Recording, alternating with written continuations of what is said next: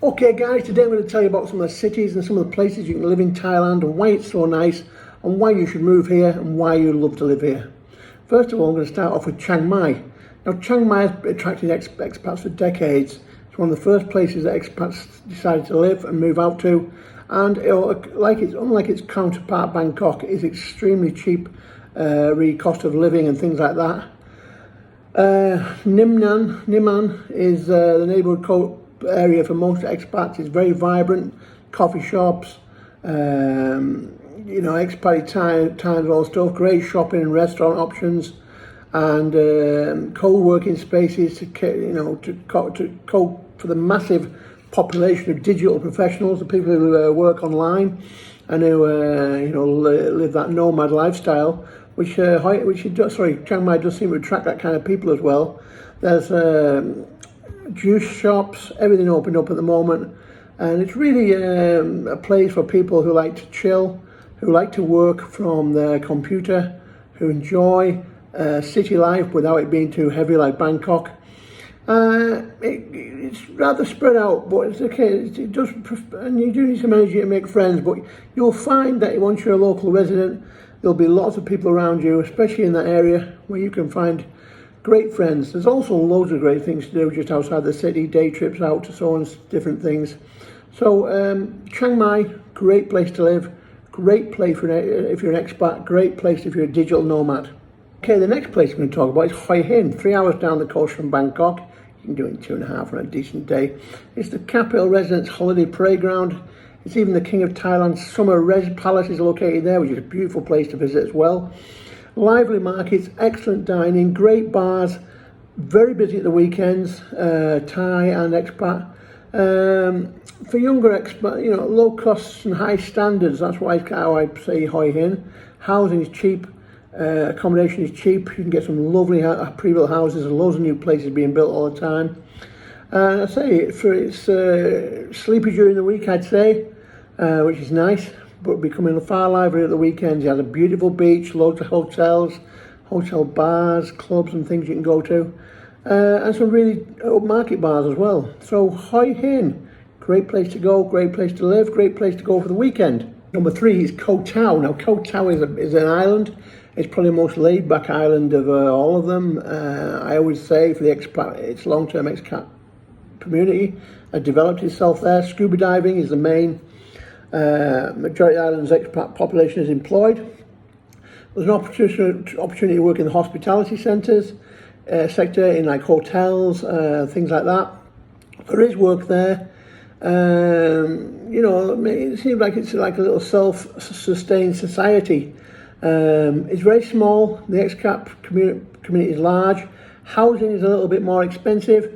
Rental, you can usually get rental if you've got a job there. Some people even include somewhere to live though, although I wouldn't say it was desirable myself. But Koh Tao is a beautiful island, even if you just visit it once, but a great place again to live and work if you're into the scuba diving.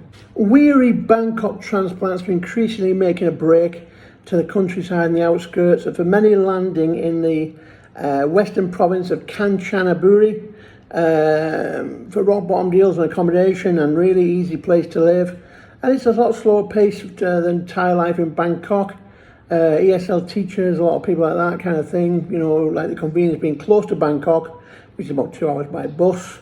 But enjoying access to some of Thailand's most incredible natural wonders like the Erawan National Park, and life without the ambient pollution of the city. Bangkok's like these days, guys, you can't fucking see for the pollution. So yeah.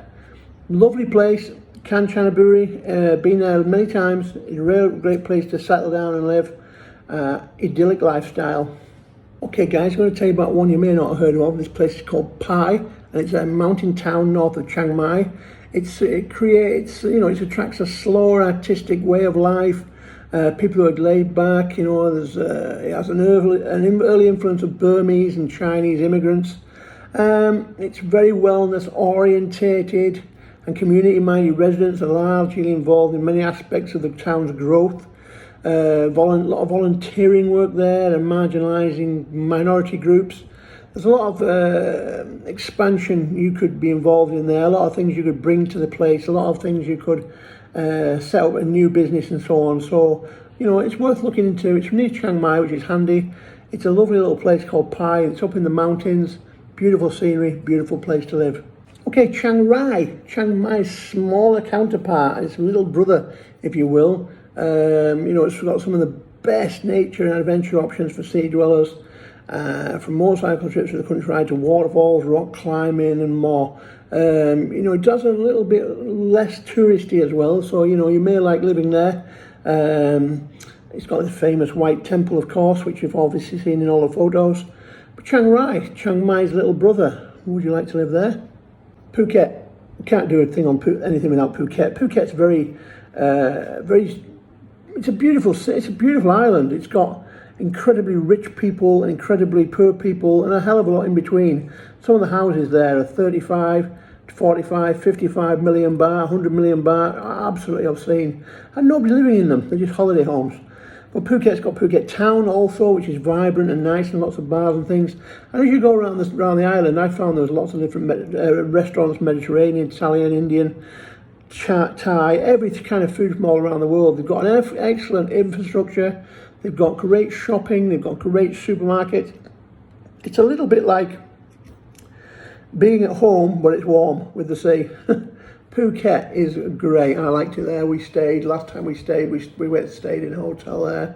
The banyan tree, which was beautiful, but we took the car. We actually drove down from Pattaya, which took nearly 2 days.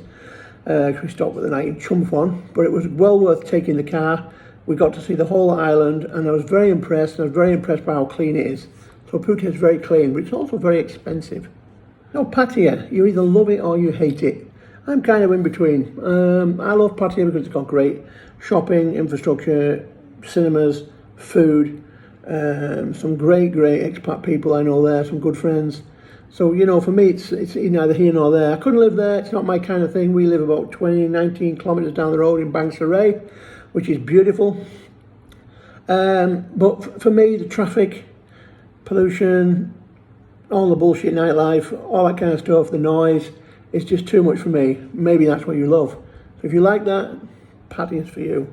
And of course, there's all those sexy ladies. Finally, I'm going to finish with Bangkok, guys, which Bangkok again. If you've got money and you're working and you're in the oil game, you come home month on, month off, Bangkok could be incredible because you've got the kind of resources, you've got the kind of money, the kind of time off to enjoy the city, to enjoy everything about it. If you aren't working, you're retired, I think you'd find Bangkok a little bit on top, unless you're lived in London all your life. Personally, I like Bangkok. I like going to Bangkok. I love the hotels and really great prices there and stuff like that. But as to living in Bangkok, I think, if you just want a condo and you love that kind of thing and you like that kind of ambience, it's definitely for you. Food is out of this world. It's world-class cuisine. Every opportunity to eat every dish from around the world. The people to me in Bangkok seem fairly friendly. I've never met anyone, never had an argument, never fell out with anybody in Bangkok.